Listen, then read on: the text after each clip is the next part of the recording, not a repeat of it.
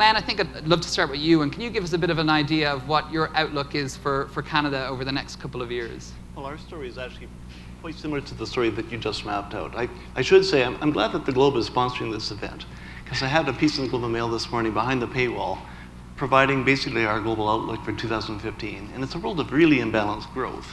We're lucky because we live in the best neighborhood in the world right now. The US economy grew at almost 4% in Q3. Our growth outlook is very similar to yours. We think the US can grow by even 3.5% next year. And basically, exports to the US are going to tow Canada along. We'll lose a bit on oil price, and we can talk about that. But we're probably going to get more back in terms of overall exports to the US. So the recovery of the US consumer is the single biggest positive factor for Canada in the coming year.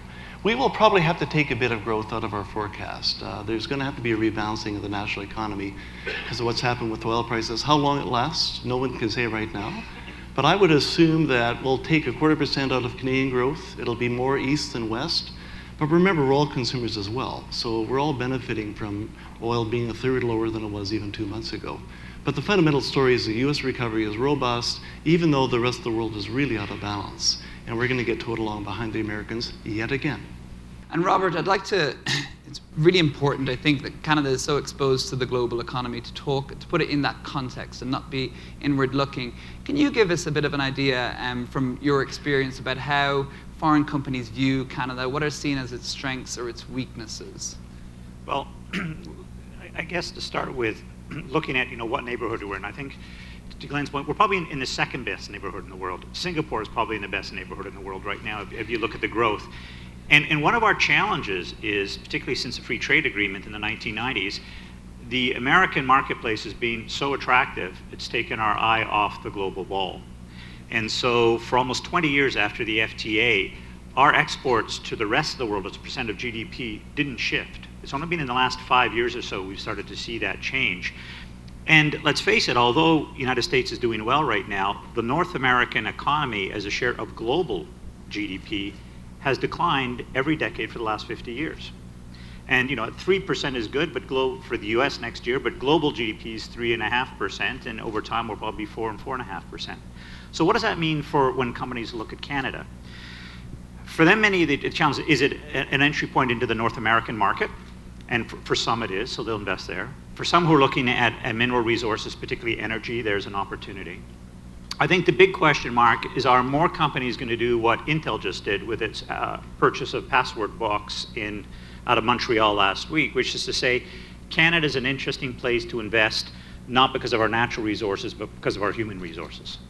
And that may be the opportunity. So when I'm talking to a number of the global executives, what they're finding interesting about Canada is the demographics of the people who are here, but also the demographics of the people they can bring in on high-skill visas, because Canada will allow people to work here who won't be allowed into the United States, and they can still be part of the North American value chain, particularly in some of the innovative areas. So that would be the opportunity in terms of where CEOs might be looking to Canada. And are you quite optimistic about foreign investment in Canada as a result of that? It depends what you mean by foreign investment. So foreign investment in terms of billions of dollars of capital to build a wafer factory or to build an automotive factory, maybe not. Investment in terms of coming here and setting up a marketing office, an R&D office, or other things that actually employ our human capital, I'd be quite optimistic about the potential of that. But that doesn't show in FDI numbers, because you actually don't need billions of dollars of capital to attract and utilize the brains that are in this country. Yeah. And Glen, can you talk a little bit about this puzzle about why Canadian companies are not investing in their own economy? Why aren't they plowing their profits back into the future? Well, you talked about fear of the future in your opening comments, and I think that's really the best expression. We've been waiting for a better world to arrive for 5 years now. You showed the numbers for investment over the last, 10 quarters or so. We basically haven't seen investment grow for 3 years now. We're sitting on $650 billion of cash, waiting for something better to come. Our hope is that we'll actually see a better year next year, because capacity will get tight. If exports start to really take off, and again, you showed that in your graphic where they're growing at sort of 8 to 10%, that'll start to tow along the investment need. Firms will actually be forced at that point to start to invest to build capacity. But it really is a quandary. It's the single weakest point of our forecast. In fact, in our numbers, we're actually showing Canadian private investment contracting this year because nominal investment is growing by 5%, but we missed the window of buying technology from the Americans, the Germans, the Brits, and others when the dollar was at par. So even though we're growing our nominal outlays by 5%, we're paying 10 or 12% more for imported technology. Hence, the capital stock is actually shrinking. So we're really putting a lot of eggs in one basket. The US recovery basket is really important for our outlook. Yeah, that's a very interesting point on the currency as well, because a lot of people have been talking about the benefits of a weaker Canadian dollar, but it does have some costs as well in terms of it increases the cost of imports. Do you think the dollar is going to stay so weak over the next few years? And can you talk about how that might change the economy as well? Well, one of the things I found interesting, Joe, in your opening comments, you talked about the end of the commodity cycle, and that's probably the case, although we're not going back to where we were a decade ago. Our dollar has tracked oil prices in particular really closely for about 15 years now, but there's a separation happening. So oil prices have come off by, 32, 33% now from the peak over the last 2 months. The dollar's dropped 12%.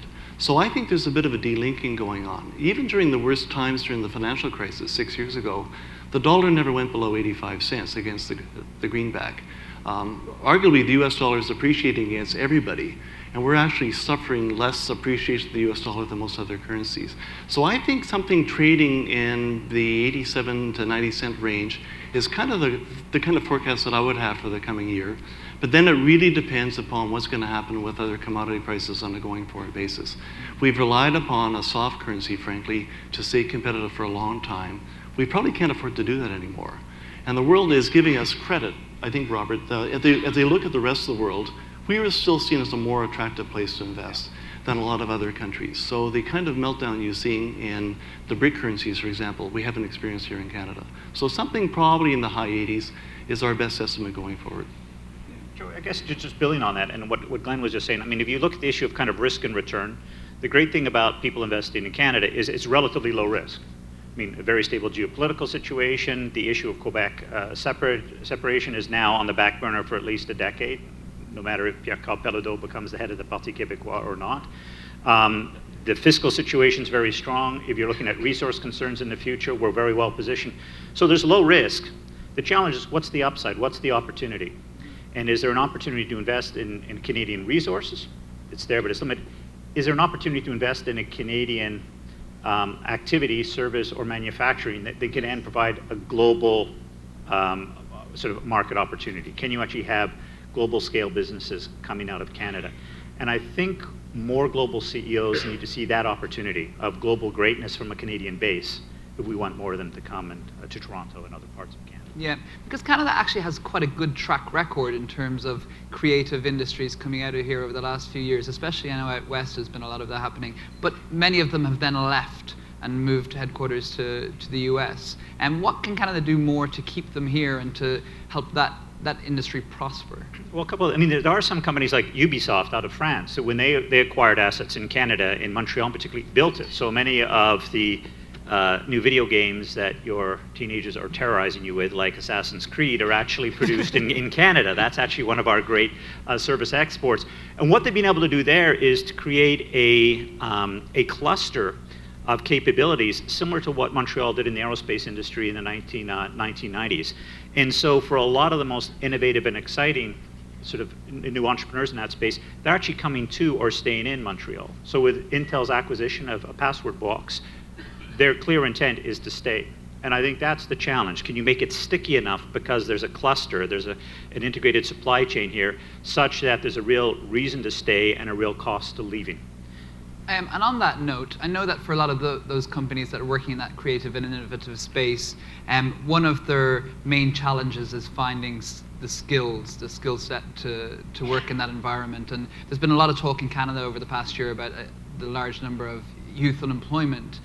So do you think that you were talking about human capital? Does Canada have those skills? Can it offer those skills? Yeah, I mean, across the world, across the Western world in particular, we have this issue of the skills gap in terms of our children being educated with the skills that employers need in the future. I think Canada is reasonably well positioned, although we still have challenges on that. And the Canadian Council of Chief Executives just came out with a significant report on that.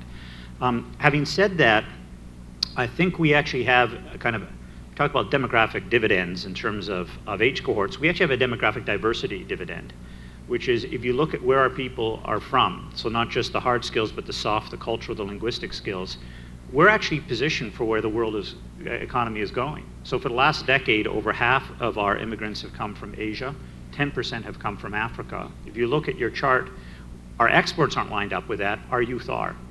So I think the issue is, do we actually have the ability to incorporate these people and leverage and celebrate the diversity they can bring to our workforces, so we can actually, in addition to the hard skills that we need to be able to demonstrate for global greatness, we actually can fully utilize the soft skills that are within our population, particularly our young population, but that aren't necessarily reflected in the C-suites and the boardrooms of our corporations yet.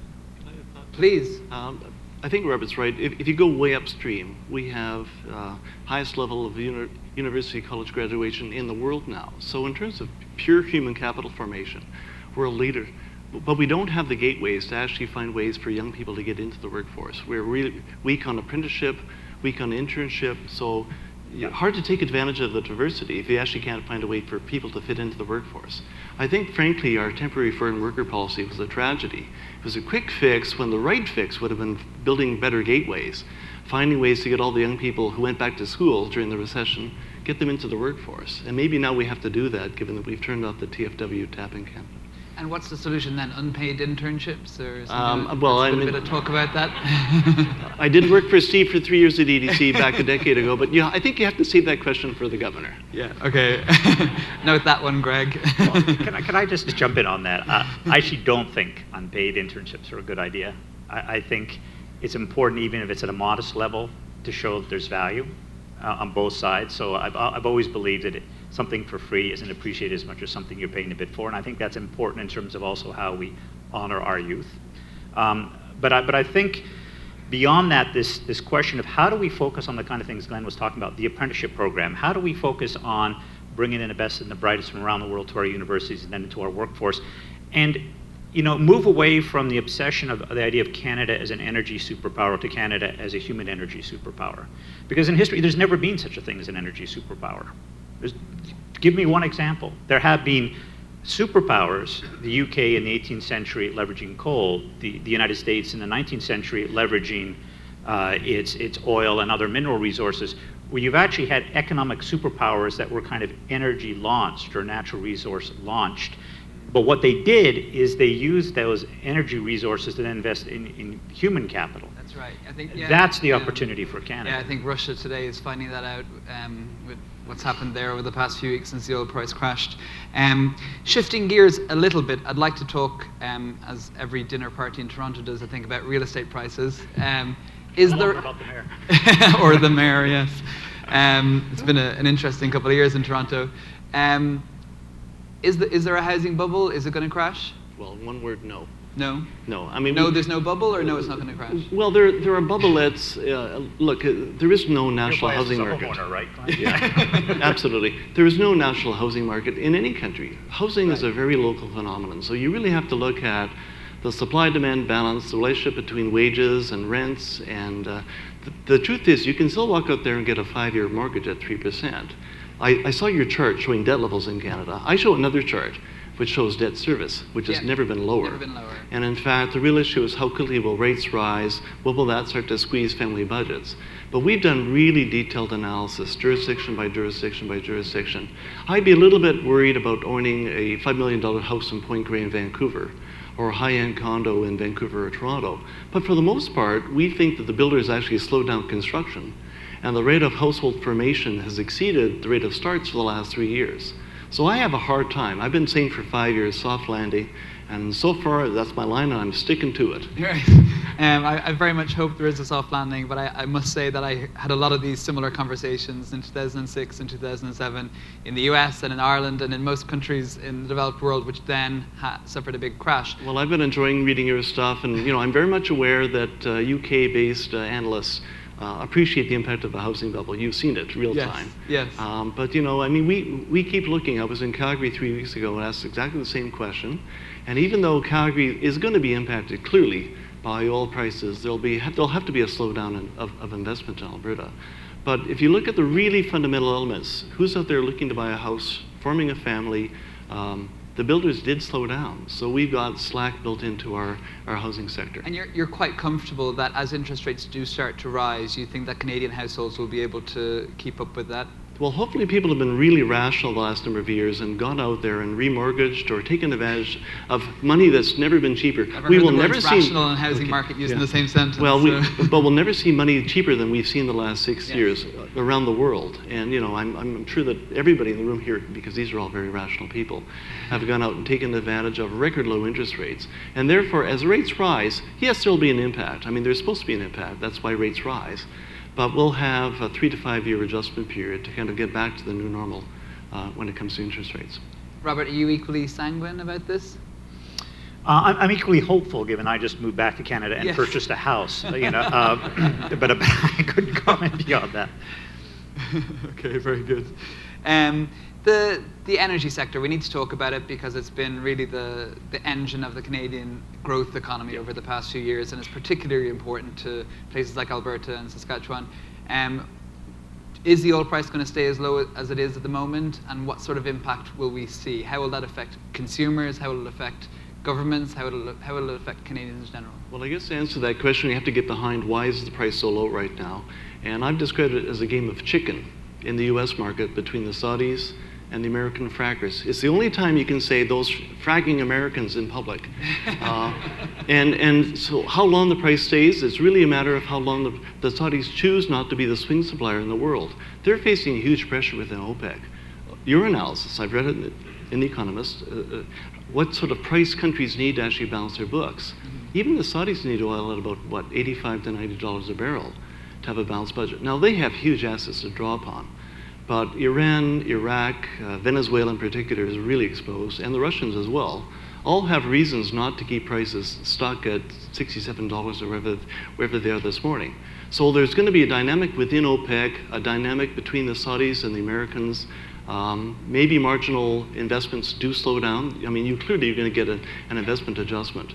But there's fundamental reasons why, from cost of production to the budgets of the oil-rich countries, that suggests we can't get stuck at 65 for too long.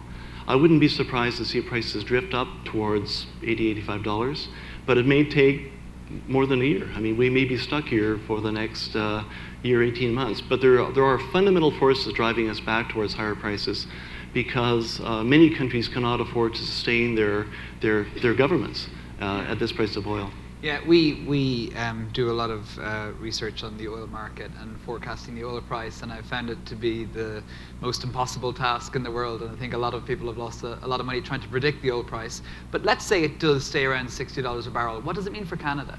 Well, ultimately it's going to translate into slower investment growth. I mean, the oil producers will slow down, the drillers will have to stop drilling. We'll still need pipelines to get our product to global markets. I mean, diversification of our energy buyers is really a critical risk element for Canada going forward. But at some point, people will look at the cost of production. If you're already in the ground, you keep producing. Even if you're losing money, you can sustain it for a while. But clearly, you don't add more capacity. And that'll start in Alberta, have an impact on Newfoundland, other parts of the national economy as well. That'll take 0.25% to 0.5% out of Canada's growth because we're a net loser with lower oil prices. And there will be a transition of growth from Western Canada back to Central Canada. So Ontario will probably be the single biggest beneficiary, and it may help Quebec too. So there's really going to be fundamental income transfers within the country as well as the impact on investment. And you think Ontario can ride out the storm and it'll actually come out better on the other side? Well, it really becomes a race then about, so Ontario consumers clearly are better off right now. I mean, driving down the street in Toronto, seeing a price at 104, 106 is a whole lot better than 135. Yeah. That saves you $20 a week that presumably you'll spend on other things. So that internal consumption change. And then the race is between the U.S. recovery, and lower oil prices are good for the U.S. economy. So we may well see another 0.25% added to U.S. growth for next year. You may see a number like 3.5 or even higher. The oil investors will slow down, but everybody else in the economy will benefit. And Ontario is still very dependent upon the U.S. recovery. So for Central Canada, lower oil prices are probably a net good for now. Robert, what are your thoughts on this? Well, clearly there's a short-term impact, but in a way, it could position Canada even more successfully in the future. I remember talking to the CEO of Saudi Aramco in 2008, asking him what he was going to do with the fall in oil prices that occurred in 2008 and beginning 2009. They increased their investment because their belief was they could actually get access to key suppliers and technology cheaper then and with higher availability than any other time. They did it in such a way that then when 3, 4, 5 years later demand came back, they had new capacity coming on stream. Given the overheating of parts of the oil patch around the world, there's actually an opportunity for Canadian producers to make the investments today that will come on stream in 5 or 6 years when this dip will have ended, and to actually come on stream at a lower cost than they had before. I think there's one opportunity. The other really interesting opportunity in the oil patch over time in Canada is environmental technology. Because clearly it's one of the biggest challenges with the oil sands. It requires massive investments by Suncor and others to help address it.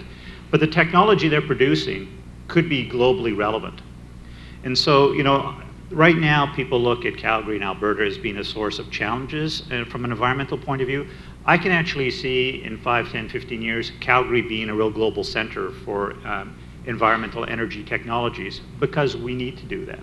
And that's the kind of thing we could be invested in now to actually provide service exports associated with energy in the future. Mm-hmm. Great. We do have still several minutes left, so I would like to open up the floor to any questions. So I know it's early in the morning and maybe you're still sipping on your coffee, but if you've got any questions, we'd love to hear from them now. We have one gentleman here. Do we have a roving mic or should they? You do? Yeah. So we've got a gentleman up the front here, please. And if anyone else has any questions, just stick your hand up and we can get the mic. We've got a second one here as well. And a third, great.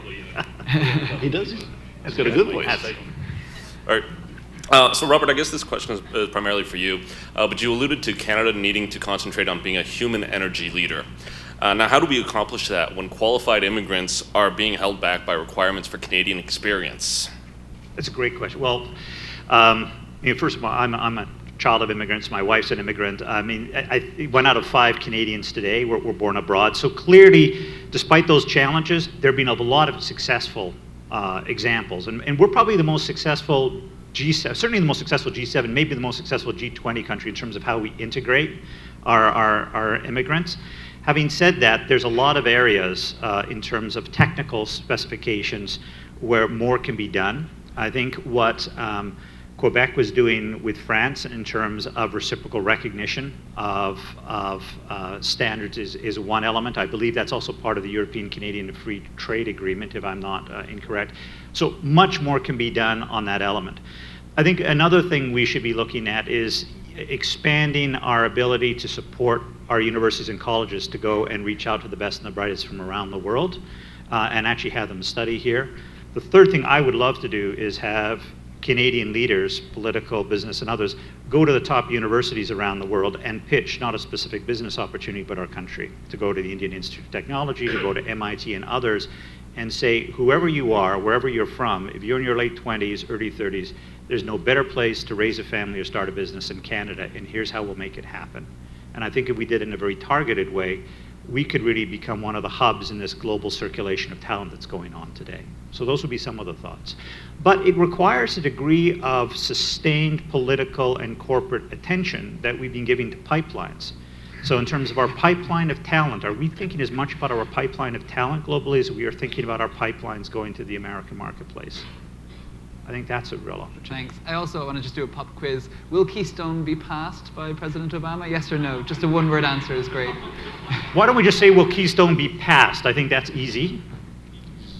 I'll let Glen answer. Well, we have a former American ambassador sitting in the audience right now, and I'm sure that he would love to take on that question. He'll be on the question as well. If I had to choose, the answer is yes. It's going to be a traitor against lots of other things. I mean, the President of the United States is in a really tough spot where he's going to have a horse trade for the next 2 years. He needs a few cards that he can trade away to get other things, like peace on immigration policy, for example. Yeah, I think that's a sensible answer. We've got another couple of questions here. Where's the microphone now? Yeah. Joseph, actually, in your opening comments, I think you made reference to the fact of Canada's need to engage with growing economies beyond just the U.S. Maybe for all the panelists, what's your perspective? I mean, Canada seems to be a little bit bipolar in some ways in terms of reaching out and striking new trading arrangements, Korea, CETA, TPP potentially going forward, Canada, Japan. But on the other hand, there's also seems to be a greater policy alignment, if you want to call it that, and standards alignment with the U.S., which, I mean, with no disrespect to our American friends, but it maybe thwarts Canada's ability as a sovereign nation to move forward and take advantage of some of these agreements that we have actually signed. Perspectives, thoughts on that? Well, lots of stuff in that question. Do you want to start or shall I? He'll answer Keystone. I'll try to do this. My sense is from a macro policy perspective, Canada is really well positioned in terms of the trade agreements and political associations we have. We're probably as networked as any country in the world. I think there's maybe two challenges in terms of us taking full advantage of that. One is the willingness for political and corporate leaders to make the long-term investments of the human capital and the relationships in these different areas. I mean, I was the president of Bombardier International for a number of years. And one of the reasons we created that group was we realized it takes 3, 5, 10 years of really getting to understand a market, potential partners, and so on before you really can make that work. Canadian businesses, partly because of the attractiveness of the United States, have found it difficult to justify going those distances and those time zones for those number of years. That's been part of the challenge. The second challenge associated with that, we haven't had the number of world-scale companies that could actually make those major investments themselves. So the number of Canadian companies in the global 500 has dropped by 20% over the last 20 years. You know, we have Switzerland with 1/3 the population has 50% more of these big globally sized companies. And when you're going to Africa, going to Asia, size and determination to a certain extent matters. So it's partly that mindset and investment, it's partly the structure we have.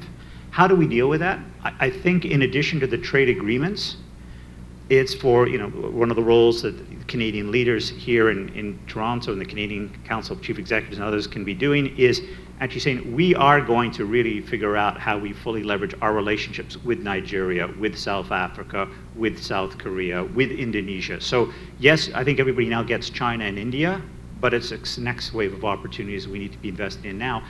And to have the boards of directors realize that that will take years before you get the dividends. That's one element we haven't done particularly well. The other one is to be bold when there's opportunities. I mean, I remember in 2009 when TGNTM or Prudential PLC pushed very hard to buy major AIG Asia assets because he saw a huge opportunity there. Well, in 2009, our financial sector here was one of the most stable and best respected in the world. I've always thought it's a shame that some of the institutions that still had the AA, AAA credit ratings didn't use that opportunity to make bold bets in those emerging markets. So it's the sustained long-term perspective plus the seizing the moments. I think those are the things that we need to be doing. Yeah. That's not government policy, right? Yeah, I think that's great to say with hindsight, but anyone making those sustained investments in 2008, 2009 would have been a very brave person as well. They would have looked great now, though. I want to take two more. We've got another 3 questions very quickly, if you can all say them, and then because we've only got 5 minutes left, and I want to just very quickly get through them. So, the mic, we've got 2 at this table, and I saw this gentleman just here as well. Sorry, we're going to run out of time. But yeah. Okay, I'll be quick. Robert, I just want to add to that because you talked a bit about kind of the macro policies that make it strong and risk-free or great to invest in Canada. I do municipal economic development, so working with cities. And so there's, talking about the economic growth strategy, it's very interesting because you've got 3 levels of growth strategies. You have federal, provincial, local. Yeah. And when you're out in the marketplace, it's very confusing when you're in Germany pitching a mid-sized city in southwestern Ontario, or if you're somewhere in Asia pitching a mid-sized city in Western Canada. So this is an ongoing challenge in the field, but wondering if there's a perspective from a policy direction point of view to say, how do we bring alignment so that we're talking about brand Canada later, but when you know that municipalities, thousands of them, are out pitching Canada as an investment market, but not connected to the federal level and the federal policies that could actually empower and enable that process. Great, thank you. And then just another gentleman, if you'd like to say your question, and we'll come back and answer all 3 in a row. Glenn, you mentioned that the price of oil is a game of chicken between Saudi and U.S. Yeah. What about the game of chicken between Saudi and Iran, and the fact that the relationship between U.S. and Iran is warming up, and of course Russia and Ukraine made the landscape a bit more exciting. So true story. Okay, and then another one question, this gentleman over here, and then we'll come back and answer all three. Just over here. Yeah. No, sorry. Okay, two questions. Thank you. I wonder if you would, can you hear me? Yes. I wonder if you would comment on the evident disconnect between rhetoric by governments about the trade and investment and jobs agenda and the day-to-day tax and other policy decisions that seem to be made. Because somebody spoke a moment ago about disconnect, and there seems to be a clear disconnect between the rhetoric we hear from political leaders and the day-to-day decisions that are made. Is that something you see and experience from your vantage point? Okay, super. We're going to run out of time, so I'll stop it there.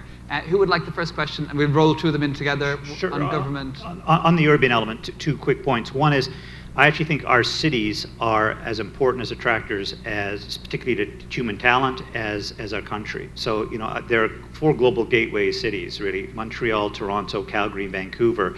They're different, they're powerful, and actually we need to be pitching those as much as the country itself for talent.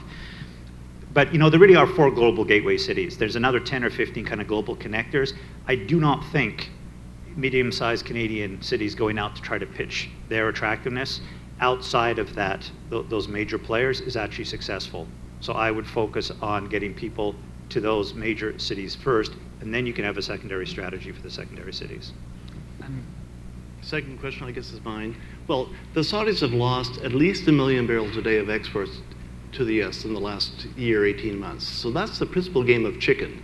But you're absolutely right to point to really difficult relations within OPEC. The Iranians would like to get back into the global oil market. The nuclear negotiations are a critical piece.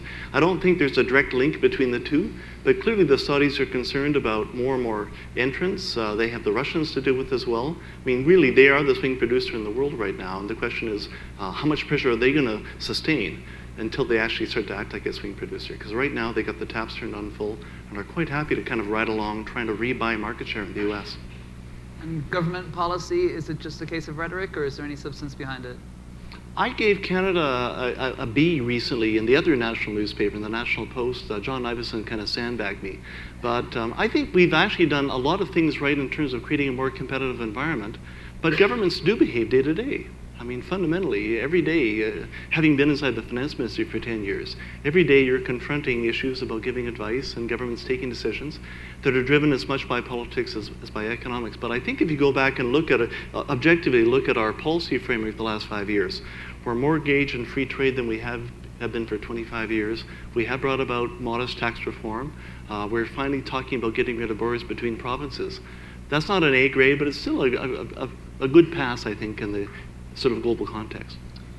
Just a positive element that, given we will have a balanced budget going forward and slight surplus in the future, it means we actually have the space for policy debate to make opportunity, you know, to have options for investing in the future, which many other G7 countries don't have.